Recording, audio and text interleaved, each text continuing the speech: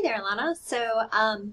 Eric and I are making screencast feedback for students for essay number 2, specifically because it was such a challenging essay, so we really want to be able to talk to people and give people a sense of where they were succeeding and where they could maybe have improved a little bit more. We are offering to everyone in class the opportunity for a rewrite on this essay, so if you hear my feedback and you think, oh, I want to take another shot at this and go through and do some revision and resubmit it, then Eric and I will take a look at your next draft and regrade it.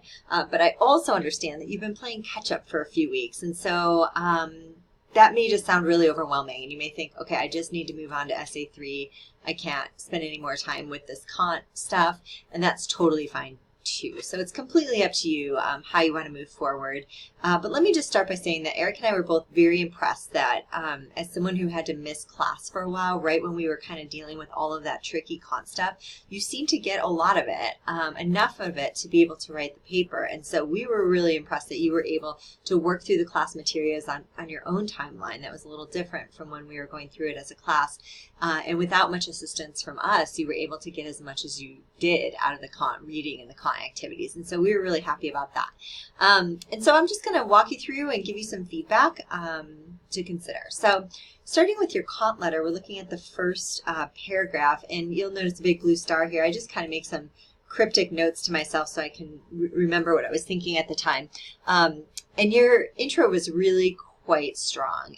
It totally works how you're channeling Kant through your own voice, and it's very clear in terms of your thesis claim, what she needs to do.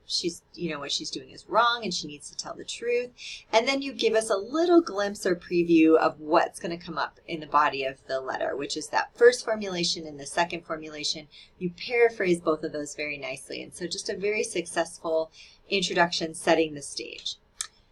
This is where you dive into the first formulation, which is really off to a great start. And so this whole idea of universalizing an action to test whether or not it's permissible for everybody and therefore permissible for anybody to do is a really tricky concept, but you seem to have nailed down the first part of it quite nicely. And so you're laying this out bit by bit for Julie, and I think it works really well. And you're letting her know that if we were to apply the rule, which is all women should always cheat on their husband if they aren't performing up to par in bed, that this would lead to a logical conflict. You are absolutely right about that. So everything in this first chunk here is right on track.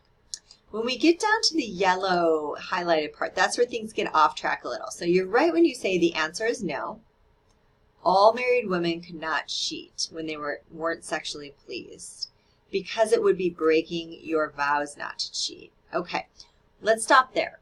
So simply breaking vows is not going to show Julie why it's illogical. So it's wrong, right? I mean, we would agree you took a vow, you should keep it. But why is it illogical to break a vow? So you have to take this line of reasoning a little bit further. So if you can imagine that every single married couple decides that they're going to cheat on each other and that this is perfectly acceptable because we're applying it as a universal rule, then you've got married people running around cheating on each other, lying to each other all the time, or not lying, just cheating openly. And what would happen to the entire institution of marriage? Would there even be a point of people getting married anymore if the whole idea of marriage is loyalty and fidelity and choosing this one person that you're going to spend your life with? If we were all just running around with multiple partners, the idea of marriage really wouldn't have a leg to stand on. And so that whole idea of marriage would kind of go up in flames if everybody were to be acting the way that Julie is acting. And so let's take this one step further. If marriage could not exist if everybody were cheating on their spouses, then that means everybody can't cheat on their spouses. So the rule needs to be, do not cheat on your spouse. And if Julie is breaking that rule that we need in order for the concept to continue to exist logically, if she's breaking that rule, then what is she saying? She's saying, I'm special, I'm different. I get to break this rule, but nobody else better break this rule, because if everybody broke this rule, then there would be no such thing as marriage. You get into that piece a little bit down here, I think, when you mention, I'm in the wrong part. When you mention you cannot make yourself an exception, we're all equals. Right now you're making yourself an exception. That's great. That would have been a good point to also mention in here. So your explanation to Julie just needs to be a little clearer about why breaking a vow, if applied universally, is illogical, and what makes it unethical. Just because it's illogical doesn't mean it's unethical. It's unethical because it's not something that everybody else can do. If everybody else did it, it wouldn't exist. And so it's not ethical for you to do it because you're making yourself more important, more special, different from everybody else. Like you get special treatment. And Kant doesn't see it that way. He sees us all as moral equals. So Julie should not be giving herself special treatment when it comes to following a rule that everybody needs to follow. So you're totally on the right track here. It just needs to be fleshed out a little bit more in that way. This piece right here, this could also potentially lead to your husband finding out and a divorce, which is ultimately what you were trying to avoid, right? You're absolutely right, but Kant wouldn't say that because he's not concerned with consequences. So if you were to do a rewrite, we would say peel that sentence out. Just get rid of it and replace that section there with some of the things that I just talked about. Okay, so then here in the second formulation, we think you totally get it, this idea of using a person as a means to an end. We like that you start off by defining what that means and then actually looking close up at her situation. We thought you did a great job with Mr. S, or her lover, to talk about how she was using him as just a thing. He was just sort of a means to an end. And you started to talk about her husband. You're using your husband as a means to an end because you were lying to him about cheating to protect his feelings. Take that further. What is she getting from that? If you're using someone, it means you're getting something from it. Okay, so you talk about here what she's giving, which is that she's giving him a sense of peace or something like that. But what is Julie getting from this arrangement? She gets to stay with her husband. He thinks everything's great.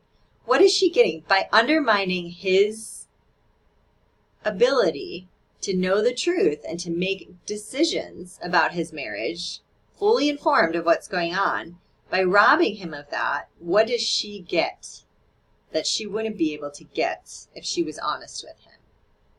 So think about that, and if you want to revise, be sure to add those specifics into that part of the essay.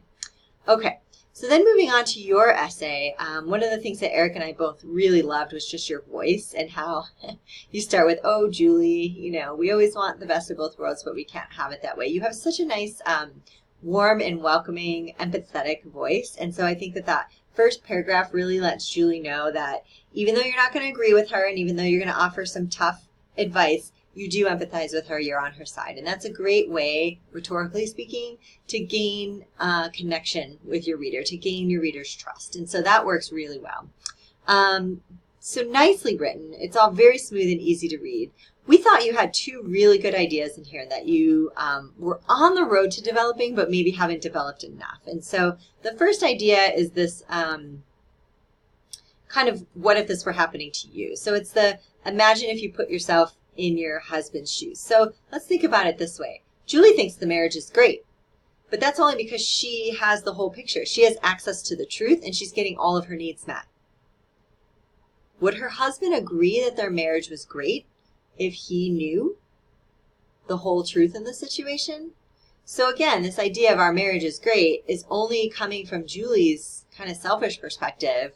Her husband may have something very different to say about that. And so everything that's in purple here is where you're talking about this idea of how would it feel to be in your husband's shoes. So the reason I highlighted these two sections is it would make sense in a revision to put those ideas together into one separate paragraph. So right now you have these ideas kind of bleeding into this other stuff in this paragraph. I would suggest for organizational purposes to pull that out, combine it with this stuff up here, and kind of have its own little paragraph where you make that specific argument. And then in this paragraph here, you're making a really interesting point that Eric and I think is super unique and different from a lot of what we see. And so this is a very interesting and nuanced observation that I think what you're saying to Julie is that if you have lost intimacy with your husband and you're maintaining these secrets, your relationship is not okay, Julie. I know you're fooling yourself into thinking it is, but it's not okay. And what happens since you're not fully connected to your husband? If you start to seek that connection from this other person, S, what happens? The relationships are going to get messy. Because these are whole people, you can't just put them in boxes. Like, this is the guy I go to for emotional support and friendship, and this is the guy I go to for, my romantic desires. People are far more complicated than that. So that was such an interesting argument that you started down, that we would like to see you peel that out and just create your own paragraph. So all this stuff in here, separate from the purple stuff, could be its own standalone paragraph that could get fleshed out a little more. So just a little underdeveloped, but definitely very thoughtful and definitely on the right track.